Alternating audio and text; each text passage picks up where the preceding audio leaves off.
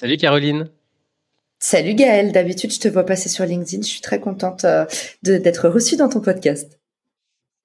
Merci beaucoup. Et effectivement, on va dans ces petits formats à vous les studios, on va aller explorer les coulisses de ton podcast Marketing Square. Est-ce que tu peux déjà nous parler un petit peu de la genèse du projet? Pourquoi tu l'as lancé et après on ira sur le comment. Et ben, écoute, je l'ai un peu lancé par hasard ou en tout cas par coïncidence parce que via LinkedIn justement, qui était un peu ma seconde maison, j'ai découvert un réseau social qui s'appelle Clubhouse.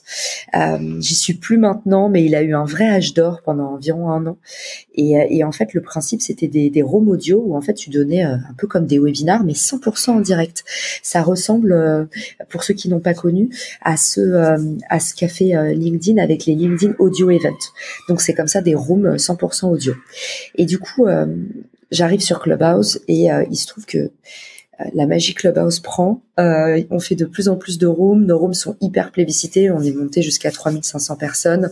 La plus grosse room que j'ai fait, je crois qu'il y a eu au moins 7000 personnes quand j'étais en solo. Donc en fait, au fur et à mesure, ça m'a donné un peu de confiance en moi parce que je venais pas du tout d'un background journalistique.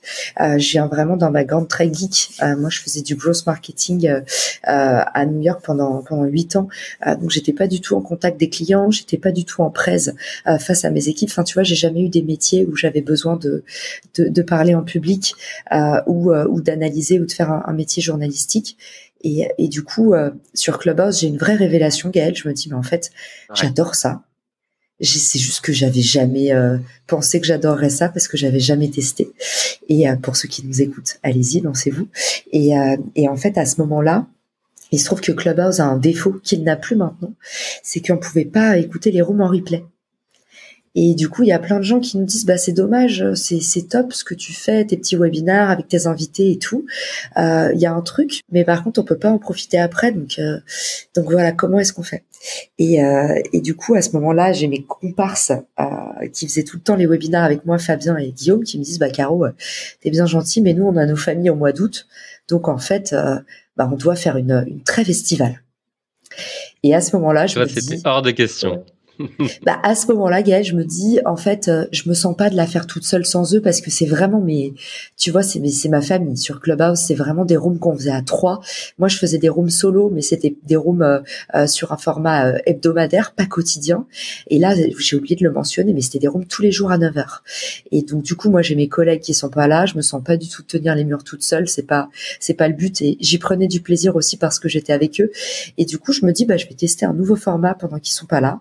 Et je vais essayer de faire un podcast par jour pendant du coup 30 jours. Donc pendant tout le mois d'août, j'en produis un par jour. Et au mois de septembre, je sors Marketing Square avec un épisode par jour. Donc ça, c'était en août 2021.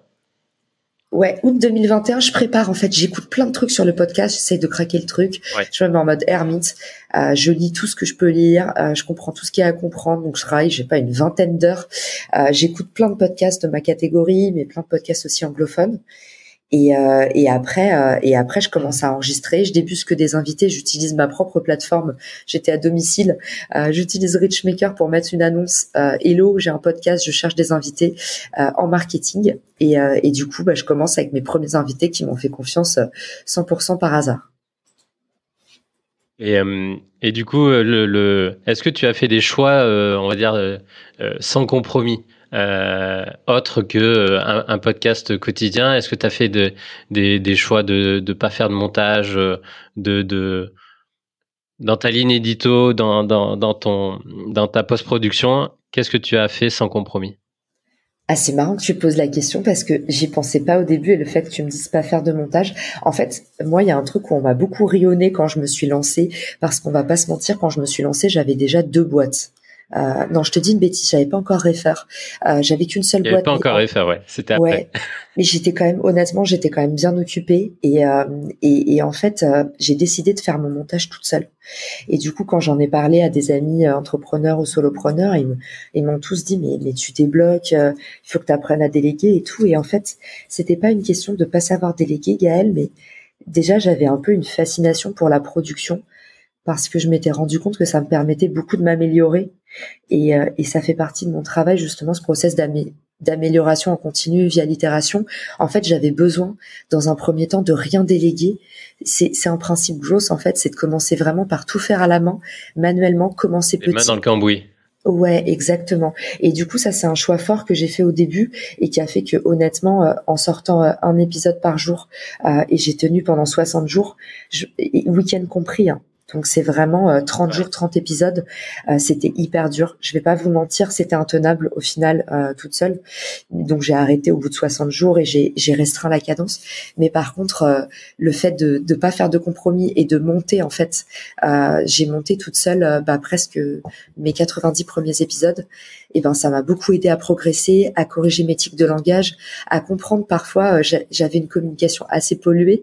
Par exemple, tu vois, en toute transparence, j'ai analysé que quand je m'écoutais, je me rendais compte que même quand j'étais d'accord avec quelqu'un, je rebondissais en disant non. C'est hyper polluant dans ma communication, tu vois. Je me disais mais pourquoi je fais ça, et je sais pas, c'est un réflexe de défense ou quoi. Après, les psys l'analyseront comme ils veulent, mais tu vois, le fait de monter moi-même mes épisodes, ça m'a aussi permis, je pense, de dépolluer ma communication et d'avoir une communication peut-être plus légère, plus positive, qui laisse plus la place à l'autre.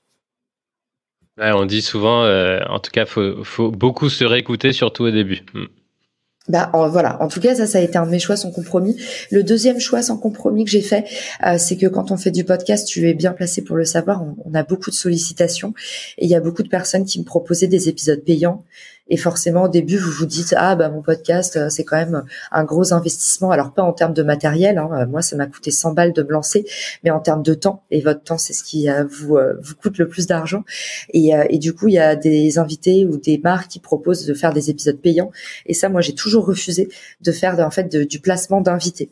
Je m'étais toujours dit, si je fais de la sponsor, je ferai un placement de publicité avant le podcast, que je trouve assez indolore pour l'auditeur. C'est un peu comme YouTube, c'est un peu comme sur LinkedIn, sur les réseaux sociaux, on consomme de la pub, on est habitué. Mais tu vois, je voulais pas que ce soit en fait un invité qui est payé pour être là et que du coup, en fait, on laisse plus la place à ceux au final qui auront des vraies compétences, mais pas l'argent pour les diffuser. Donc ça, c'était aussi anti-politique dans mon podcast et je voulais pas faire ça. Et du coup, quels sont les résultats au bout de 2 mois, là, 60 épisodes? Tu sens que tu as craqué quelque chose? Tu as craqué le game? Alors craquer le game, tu sais, franchement, quand tu travailles à ce niveau-là, t'es toujours dans une posture hyper humble parce que tu travailles. Franchement, moi j'ai travaillé jour et nuit. Je finissais à 4 heures du matin, je me relevais à 9 heures. Enfin, franchement, d'ailleurs, disclaimer, il faut pas faire ça. Mais le problème quand on est passionné et qu'on commence un truc, c'est un peu comme quand vous avez un nouveau jouet à Noël. Et c'est un peu le risque aussi quand tu commences à avoir une croissance exponentielle, c'est qu'en fait tu te dis faut pas que je lâche parce que tu sens que plus tu soutiens l'effort, plus ça monte. Mais il faut faire attention à ça. Et moi, au bout de 60 jours, en fait, mes amis m'ont dit, Caro, là, tu travailles trop, t'as plus le temps de nous voir, t'as pas bonne mine. Et en fait, quand vous avez des signaux comme ça, soit de votre entourage, soit de votre corps, mais moi en l'occurrence j'étais tellement passionnée que je le sentais pas, je le voyais pas. Il faut vraiment lâcher et c'est pas grave si vous faites moins de croissance. Mais par contre voilà, mon hack ultime, c'est vraiment ce qui fonctionne, c'est d'être à fond, les mains dans le cambouis et tant que vous pouvez faire le extra mile, tant que vous pouvez faire plus que les autres, c'est comme les grands sportifs. Hein. Tant que vous pouvez en fait jouer sans vous blesser, sans atteindre votre mind, votre morale, votre mental. Allez-y et continuez à fond tant que vous pouvez tenir.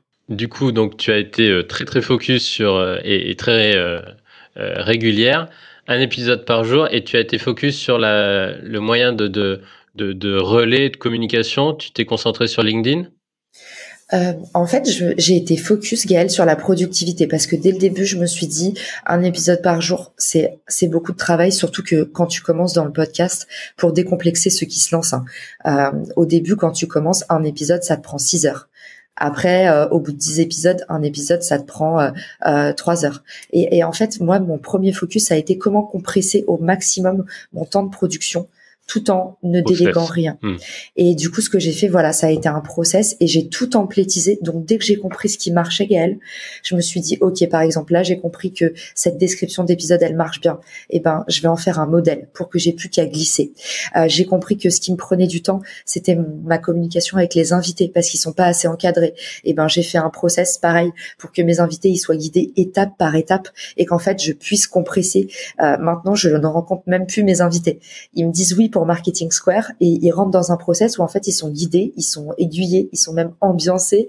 Mais au final, j'ai même pas besoin de 20 minutes de faire le call découverte où au final, en plus, c'est plutôt un call pour échanger, pour se rencontrer. C'est un truc qui est plus sympa à faire avant d'enregistrer, tu vois. Donc, du coup, j'ai compressé comme ça au maximum et c'est des règles un peu strictes que tu t'imposes. Mais si tu veux tenir une forte cadence, si tu veux dire non au moins de gens possible et pouvoir accueillir qui tu veux dans ton podcast, eh ben il faut que chacun réduise un peu du coup son temps et du coup tu l'expliques à tes invités et en général c'est très bien pris. Mais pareil, voilà, faut expliquer. C'est un process un peu militaire, ça peut faire peur à l'écoute, mais si vous voulez être capable en side business de produire autant, il faut que vous fassiez le sacrifice de quelque chose. Et pour que ce soit pas votre santé, il faut que vous mettiez en place un process où voilà, vous réduisez le temps de préparation avec les invités et vous expliquez pourquoi. Donc vous dites voilà, c'est un podcast où chacun a sa place, mais du coup je compresse au maximum le temps d'échange pour que on ait tous notre moment, on ait tous nos 30 minutes de gloire. Et puis derrière, tu vois, pareil sur la diffusion, tu me parlais de LinkedIn, j'ai un process assez strict qui dit aujourd'hui voilà, comment est-ce que je recycle mon épisode pour en faire des contenus qui sont prêts à poster sur les réseaux sociaux. Et j'ai pu tester l'appétence sur les réseaux sociaux. Pour l'instant, je suis concentrée sur YouTube, LinkedIn et Instagram. C'est les canaux qui répondaient le mieux. T'as pas encore basculé sur TikTok? J'ai essayé, évidemment, hein, toujours agnostique. J'ai essayé de faire du TikTok. On m'a dit Caro, je pense que le côté coulisses du podcast, avec des petits contenus clés en main où tu renvoies vers le podcast, ça peut vraiment t'aider à driver du trafic. Mais les TikTokers qui nous écoutent confirmeront que la vraie grosse difficulté de TikTok, en fait, c'est de sortir de la plateforme. Et du coup, pour les podcasteurs, moi en tout cas, j'ai pas craqué le truc et je connais très peu de gens qui réussissent à faire des conversions ex nihilo sur TikTok. Mais c'est un très bon moyen d'évangéliser et d'avoir de l'acquisition sur la plateforme. Pour ceux qui veulent avoir beaucoup de followers d'un coup, c'est top. Beaucoup de vues, beaucoup d'attention. Mais pour envoyer ailleurs, que ce soit les sites e-commerce pour faire de l'achat ou que ce soit les podcasteurs ou même les youtubeurs, c'est un petit peu plus compliqué. Je comprends. Merci beaucoup pour la transparence de tous tes tests, de tous ces coulisses. Est-ce que tu as eu des galères, quelques anecdotes un peu croustillantes, justement au début, que ce soit dans les enregistrements, dans les décalages, dans les montages, qu'est-ce qui s'est passé qui a un petit peu raté, qui a été vraiment galère? La grosse galère que j'ai eue, on va dire, tu vois, sur mon côté, moi, mon fer de lance, c'est la productivité. Donc, les plus grosses galères que j'ai eues, oui, bien sûr, j'ai eu des dingueries, des épisodes où on se rend compte à la fin que le micro, il frotte contre l'invité, contre la chemise de l'invité pendant tout l'épisode. Donc, j'ai eu des petites déconvenues comme ça, mais mon challenge au quotidien, c'est que tu me parlais tout à l'heure de parti pris, j'ai un parti pris sur Marketing Square de mettre en avant pratiquement que des amateurs. Alors évidemment, quand j'ai la possibilité sur Marketing Square d'avoir une grosse star qui nous partage une exclusivité, je sais que ça va faire plaisir à mes auditeurs, donc je le fais, mais le mantra du podcast, c'est vraiment chacun à sa place tant qu'il a quelque chose à partager, du stagiaire au CEO. Et ça, ce parti pris, il est très très compliqué pour la production parce que tu tombes sur des gens qui sont pas du tout habitués à faire des podcasts. Et du coup, même si on a 30 minutes d'enregistrement, et les grosses galères que j'ai eues et que j'ai encore eu, tu vois, encore la semaine dernière, c'est voilà, des invités qui vont avoir des petites crises d'angoisse, ça arrive parce qu'en fait tout d'un coup tu les as invités sur ton podcast et ils sont contents, mais il faut que tu assumes aussi que parfois quand tu mets quelqu'un en avant avec cette puissance de diffusion, et potentiellement les gens ils sont effrayés en fait, et ça je l'ai jamais je l'ai pas conscientisé, Gaëlle, parce que comme pour moi, mon podcast, c'est mon domicile, je me rends pas compte que de l'extérieur, et je l'ai compris avec des invités comme par exemple Maude Grenier, avec qui j'ai dîné là à Lisbonne il y a quelques semaines, elle m'a dit en fait, Caro, quand on arrive, il n'y a pas beaucoup de temps, on sait qu'on doit faire ses preuves. Pour beaucoup, c'est leur premier podcast. Et en fait, je pense qu'il faut jamais oublier le travail d'empathie avec tes invités. Avant l'empathie, on parle beaucoup de le podcasteur, il doit comprendre ses audiences. Moi, je pense qu'il y a un truc à craquer qui est hyper important, c'est d'abord comprendre ses invités.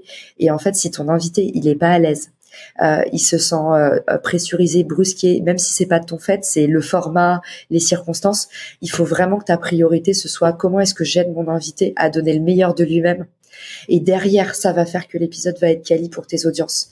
Mais tu vois, je trouve que moi, mon vrai gros challenge sur Marketing Square, c'est d'accueillir des amateurs, donc des gens qui n'ont pas l'habitude de faire cet exercice, et de faire en sorte qu'ils se sentent hyper à l'aise, tellement à l'aise qu'ils peuvent faire des petites blagues, qu'ils ont envie de donner le meilleur, et ils sont pas pressurisés, ou tu vois, ils ont pas peur, ils sont à l'aise, ils sont comme à la maison. C'est souvent un truc que je dis dans mon podcast, je dis t'inquiète, c'est comme à la maison. Et je dis aussi toujours à mes invités, le podcast c'est comme Instagram, quand tu vois les autres, t'as l'impression que tout le monde est hyper beau en maillot de bain, et en fait le montage c'est comme les filtres, tout le monde a l'air beau, mais je leur dis toujours, tu vas voir quand tu auras la magie du montage, tout ce que tu vas dire va être hyper percutant, et du coup il faut pas que tu complexes à te dire genre tous ceux qui sont passés avant ils ont fait un truc nickel, fais un truc comme à la maison et on s'occupe du reste. Voilà, ça c'est vraiment mes grosses galères du quotidien sur Marketing Square, c'est vraiment mettre à l'aise les invités. Et parfois tu vois, on fait beaucoup de prises, parfois des épisodes de 30 minutes, on fait même jusqu'à 3 prises, et je veux vraiment que mes invités,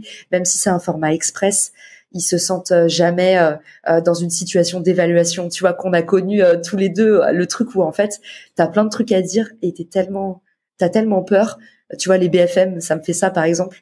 J'ai préparé plein de trucs et j'arrive devant la journaliste et je perds mes moyens, et ça c'est le pire truc. Ouais. Beaucoup d'écoute active aussi. Ouais. C'est quasi, c'est presque le maître mot, l'une des premières compétences qu'on développe quand on est podcasteur. C'est vraiment se mettre à la place, offrir cette parenthèse dans les conditions, ouais, comme tu dis, à la maison, cocooning à fond, quoi. Ok. T'es la première à nous partager ce type de galère, on va dire, cette vraie priorité, ce vrai focus. Ça doit vraiment venir à mon avis, de la puissance de feu de Marketing Square. On va justement en parler aujourd'hui. Aujourd'hui, quels sont les chiffres un an après les premières diffusions? T'es dans le top 3. Alors les tops, ça dépend, Gaël, c'est toujours très politique, parce que tu sais, il y a le classement Apple Podcast, il y a le classement Chartable, il y a le classement Spotify.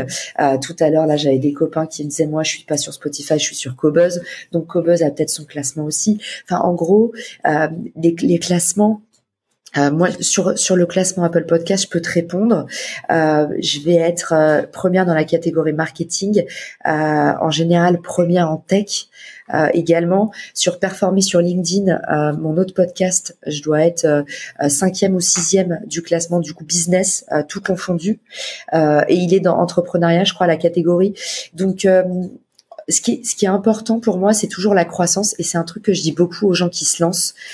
Pour te répondre déjà sur le nombre d'écoutes, moi je suis à 70 000 aujourd'hui, écoute, avec 3 épisodes par semaine. Mais ce qui est important pour ceux qui se lancent, c'est de pas vous laisser complexer par le nombre d'écoutes. Quand je me suis lancée, quand j'ai commencé sur LinkedIn comme sur le podcast, je faisais 10 vues, je faisais 10 écoutes. Donc regardez pas ça et vous comparez pas. C'est vraiment un gros piège. C'est un truc qui fait facilement complexer parce qu'on est toujours le petit de quelqu'un. Mais regardez vraiment votre croissance.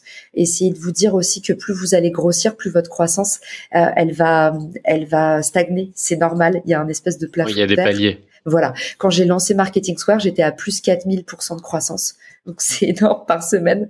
C'était énorme. Donc j'avais une courbe hyper exponentielle. Aujourd'hui, j'ai évidemment beaucoup moins de croissance. Je crois que je dois être autour de 5 à 10% de croissance selon les podcasts, parce que maintenant j'en ai 2, donc ça fait 2 fois plus de challenge.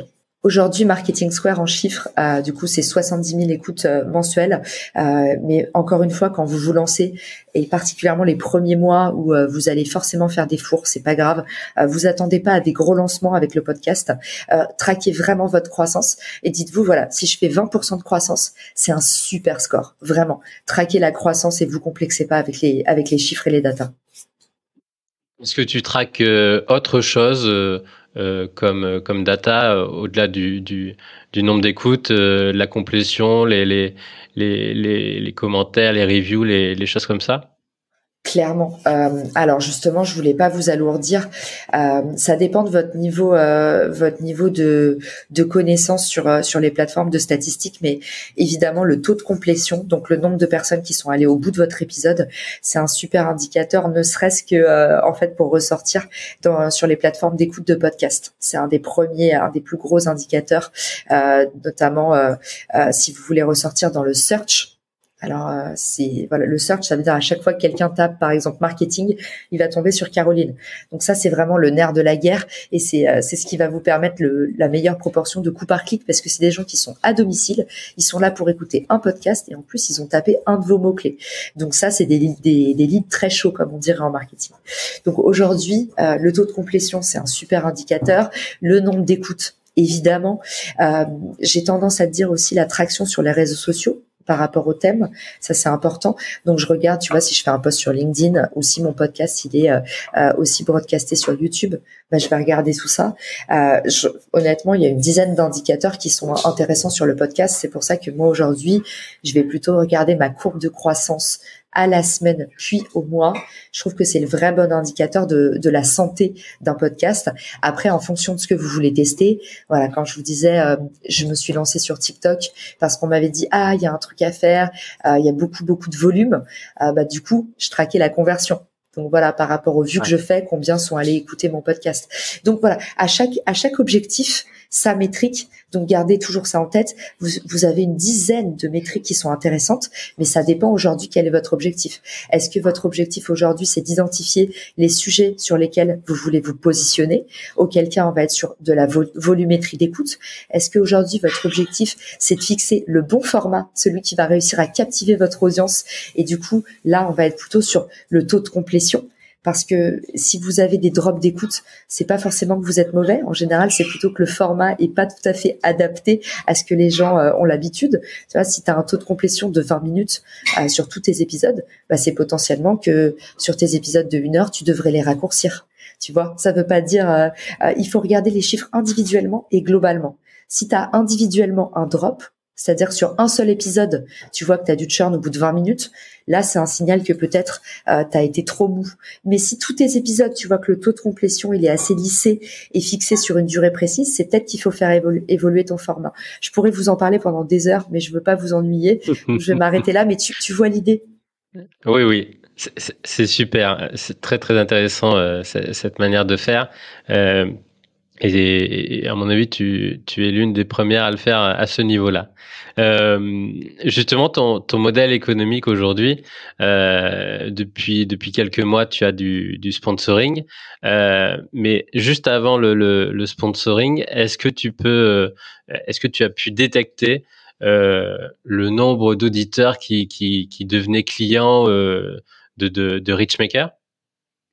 Alors clairement, Richmaker et même Refer, parce que aujourd'hui le podcast il nous ramène encore sur Refer. Pour te répondre très pragmatiquement, c'est hyper facile parce qu'on a fait le test sur un mois au mois d'août et aujourd'hui ça correspond encore à 60% de notre acquisition en organique. Ça veut dire que 60% des personnes qui s'inscrivent aux démos sur Refer, donc aux démos, donc les gens qui sont déjà rentrés dans l'app, donc tu vois qu'il y a déjà un filtre, ces personnes-là, en fait, elles viennent du podcast.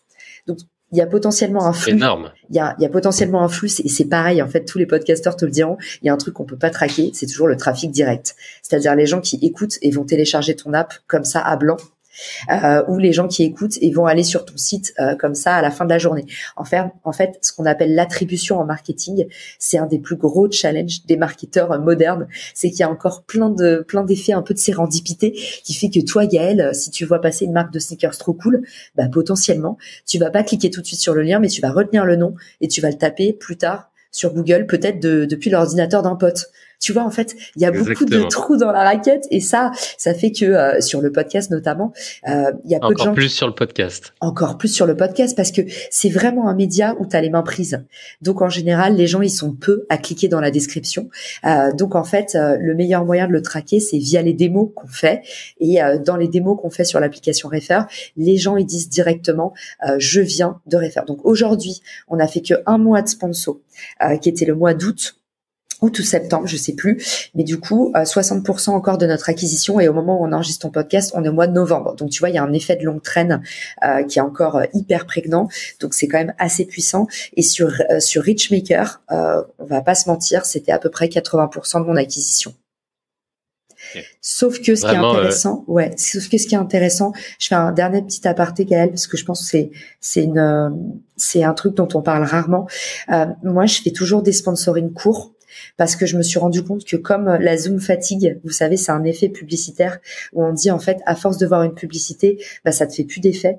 Il y a ça sur le podcast avec la ear fatigue et je me suis rendu compte qu'en fait, au bout de 2 mois de sponsoring, allez 2-3 mois si vous voulez vraiment tirer, mais l'auditeur en fait, votre acquisition elle va se ralentir. Et ça, je m'en suis rendu compte sur Richmaker. Donc, c'est à partir de ce moment-là, en fait, donc moi, j'ai lancé Richmaker. J'ai lancé Marketing Square au mois de septembre. Ah oui. Et en fait, au mois de décembre, je me rends compte que mon acquisition ralentit. Et là, tout de suite, j'ai le réflexe. Je me suis dit, là, je laisse la place pour du sponsoring. Il faut que je raconte une autre histoire. Et à ce moment-là, j'étais pas encore sur Refer. Donc, j'ai ouvert le podcast à la sponsor. Et du coup, ça, c'est un vrai conseil. Et ça, c'est un vrai conseil que je vous donne en tant que podcasteur, c'est essayer de varier les sponsors parce que vous soyez sur vous-même ou sur des sponsors externes, il y a une véritable ear fatigue. Votre acquisition, elle va diminuer à force.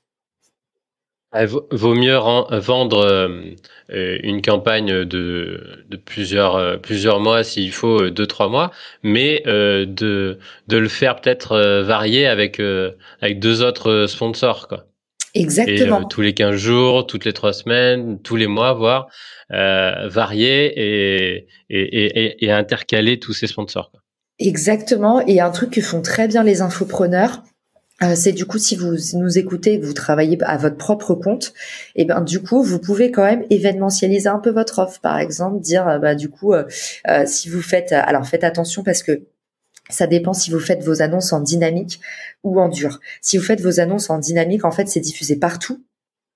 Donc, vous pouvez vous permettre de dire, ce mois-ci, je fais une promo spéciale sur le bootcamp, Boost ton LinkedIn, par exemple. Et là, ça va sortir sur tous vos épisodes. Si vous faites en dur, c'est-à-dire si vous le fixez à vos épisodes, et ça c'est notamment très pratique quand vous avez une synchronisation sur YouTube, parce que du coup votre sponsor podcast elle est aussi sur YouTube, ce qui est pas le cas si vous faites du dynamique.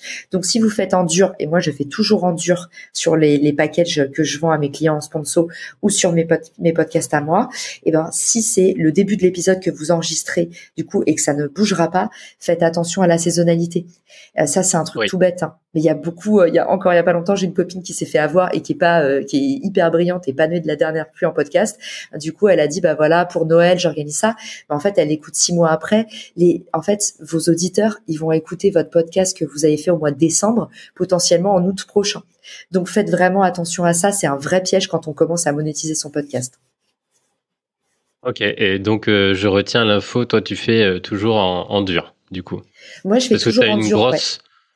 T'as une grosse base, et en tout cas une grosse stratégie aussi sur YouTube, quoi. Oui, et puis je crois aussi, Gaël, beaucoup. En fait, moi, j'aime pas trop vendre de l'achat d'espace. Mon studio le fait, la toile sur écoute le fait sur mon deuxième podcast qui s'appelle Performer sur LinkedIn.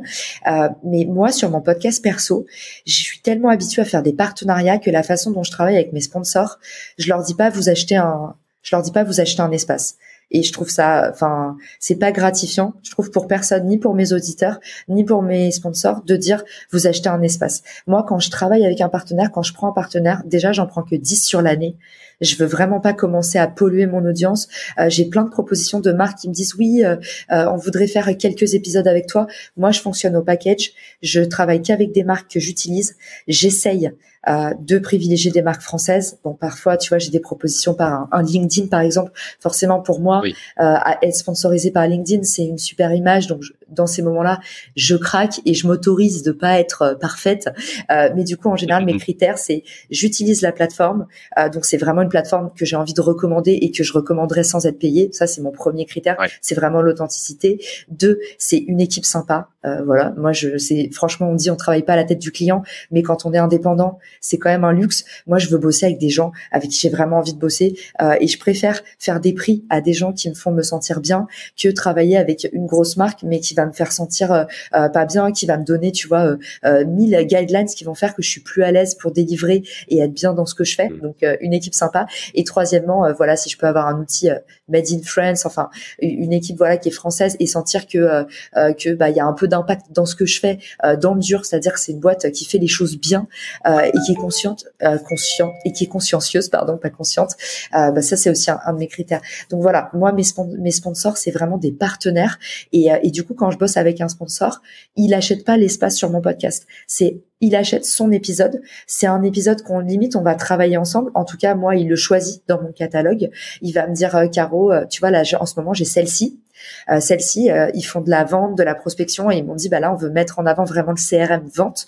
Je vais leur dire, ok, je vais aller vous trouver des épisodes qui vont vous positionner sur Google, sur le long terme, sur ces mots-clés-là. Et c'est ça que je vends à mon partenaire, en fait. Je lui vends vraiment un positionnement sur les moteurs de recherche, sur YouTube, sur les plateformes de streaming, dans une centaine de pays. Enfin, tu vois, c'est comme ça qu'on avance ensemble. Et à côté de ça, ce que je leur dis aussi, c'est dès que, en fait, je vais avoir les moyens de créer, moi, des contenus ou de faire des choses à côté, évidemment, je vais leur faire croquer.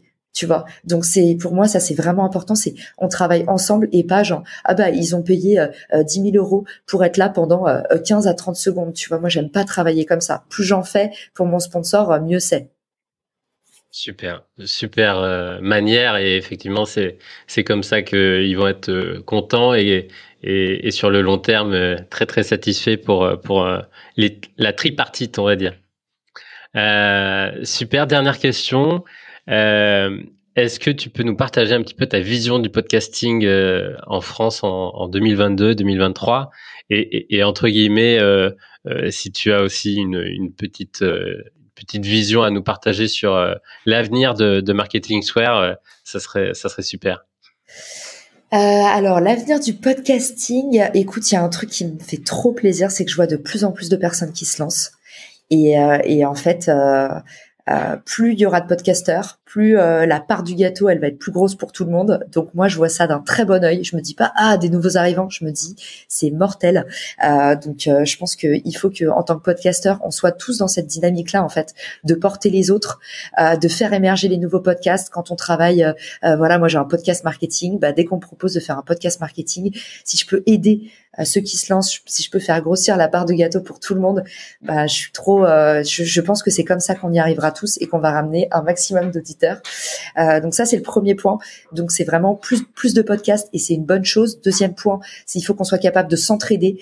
Même si on se dit c'est déjà beaucoup de boulot de faire grossir mon propre podcast, il faut qu'on soit dans cette logique de systémique, en fait, on fait grossir l'industrie du podcast, on fait grossir toute la catégorie marketing du podcast.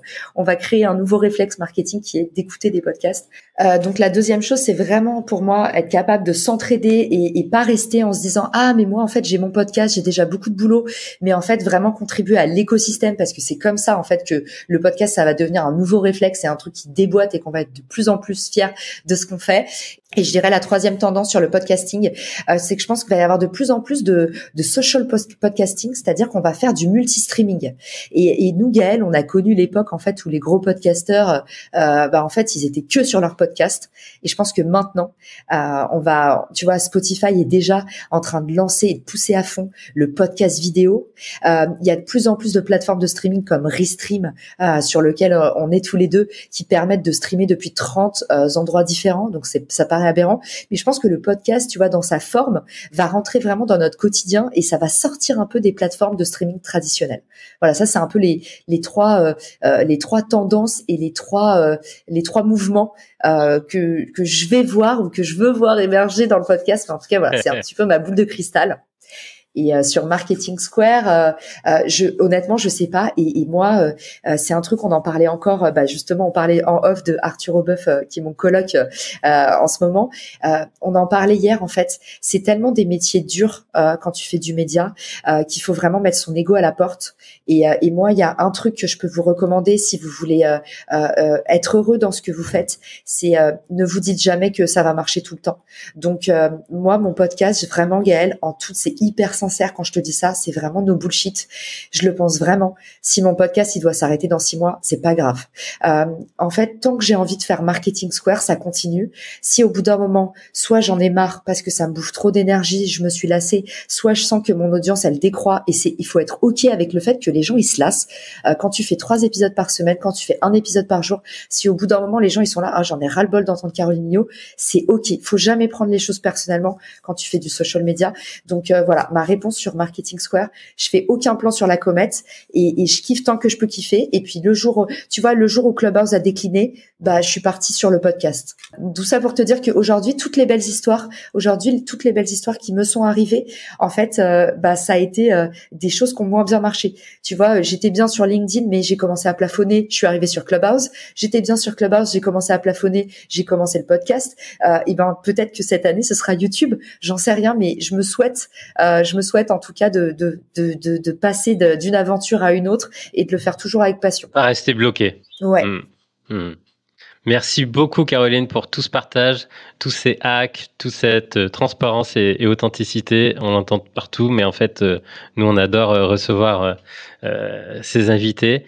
Je mettrai tous les liens dans les notes du podcast, tes podcasts, tes entreprises, tes business et tes réseaux. Merci beaucoup.